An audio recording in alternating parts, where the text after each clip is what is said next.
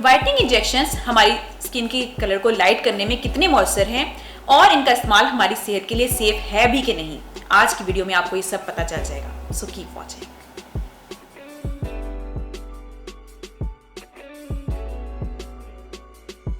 मैं हूं doctor Amna, FCPS dermatologist from the skin lounge and I am helping you guys to have a better hair, skin and nails.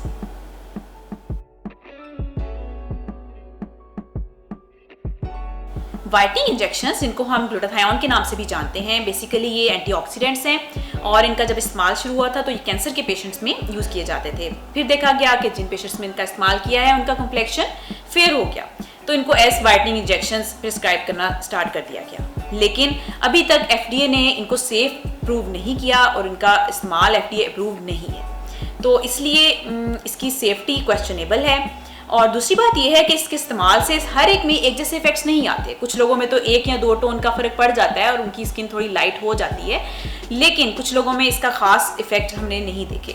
सो आपके लिए इसका इस्तेमाल अभी तक प्रूवन नहीं है कि ये आपको कितना फ़ायदा देगा।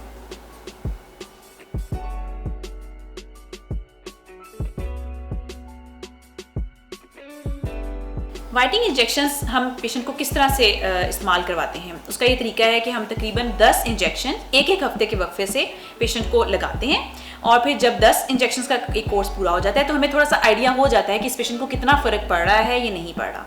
फिर उसके बाद अगर पेशेंट विलिंग हो और हमें भी लगे कि उसको फ़ायदा हो रहा है तो हम एवरी 2 वीक्स के बाद यानी 2 हफ्तों के बाद 15-15 दिन के वक्फे से हम फिर कुछ इंजेक्शंस उसको इंजेक्ट करते हैं और फिर उसके बाद कुछ मंथ्स के लिए 1 महीने के वक्फे से इंजेक्शन लगाते रहते हैं और फिर उसके बाद भी हमें तकरीबन 2 मंथली इसके मेंटेनेंस के इंजेक्शंस या समटाइम्स 3 मंथली मेंटेनेंस के इंजेक्शंस लगाने पड़ते हैं। सो इसका इस्तेमाल हम मेंटेनेंस के लिए काफ़ी लंबा अरसा हमें देना पड़ता है ताकि पेशेंट का जो ग्लो आया है स्किन पे, अगर उसकी टोन थोड़ी सी इंप्रूव हुई है तो वो हम मेंटेन कर सकें।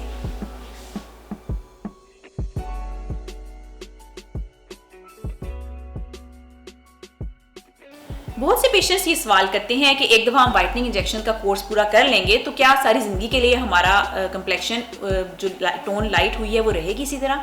तो ऐसा बिल्कुल नहीं होता। इसकी मेंटेनेंस की रिक्वायरमेंट होती है।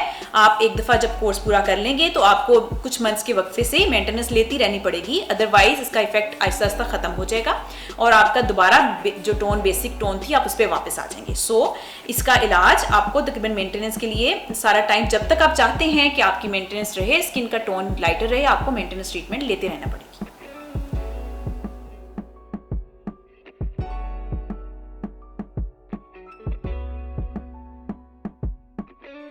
फिर बाज़ दफ़ा कुछ पेशेंट्स बताते हैं कि उनको किसी ने टैबलेट्स का रिकमेंड किया, ग्लूटाथायोन की टैबलेट्स खाई जाएं।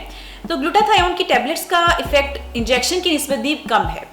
देखा गया है कि पेशेंट्स अगर लंबे अरसे के लिए 2-3 माह के लिए कुछ टैबलेट्स यूज़ करें तो उनका थोड़ा बहुत फ़र्क पड़ जाता है साथ में, लेकिन अमूमन टॉपिकल लगाने के लिए यानी क्रीम्स वगैरह भी दी जाती हैं।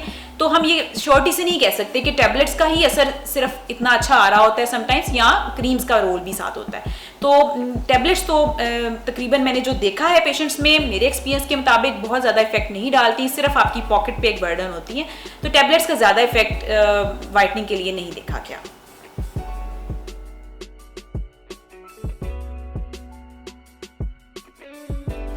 अब ये सवाल पैदा होता है कि मैं रेकमेंड करती हूँ ग्लूटाथायोन के इंजेक्शंस या नहीं। तो मेरा जवाब ये है कि मैं अपने पेशेंट्स को ग्लूटाथायोन का इस्तेमाल रिकमेंड नहीं करती, क्योंकि मेरा ख्याल है कि ऐसी ट्रीटमेंट जो आपको बहुत लंबा अरसा यूज़ करनी पड़े और उसकी सेफ्टी भी अभी प्रूवन नहीं है तो आपको उससे इज्तनाब करना चाहिए। उसकी निस्बत आप सन ब्लॉक का इस्तेमाल करें, मॉइस्चराइज़र का इस्तेमाल करें, एक अच्छी नाइट क्रीम को अपनी रूटीन में रखें और विटामिन C अपनी डाइट में ज़्यादा से ज़्यादा इस्तेमाल करें। इससे आपकी स्किन नेचुरली ग्लो करेगी और आपको इस तरह की चीज़ों की तरफ जाने से परहेज़ करना चाहिए, क्योंकि ये वक्ती इलाज है और आपका बजट भी इसमें काफ़ी ज़्यादा इन्वेस्ट हो जाता है। लेकिन फिर भी अगर पेशेंट बहुत ज़्यादा इंसिस्ट करे तो आप इसका इस्तेमाल करके देख सकते हैं, लेकिन मेरी तरफ से इसकी रिकमेंडेशन नहीं है। I hope these tips must be helpful for you guys. So if you like it, do share it with others और हमारे चैनल को सब्सक्राइब जरूर करें और हमारी वीडियोस देखते रहें।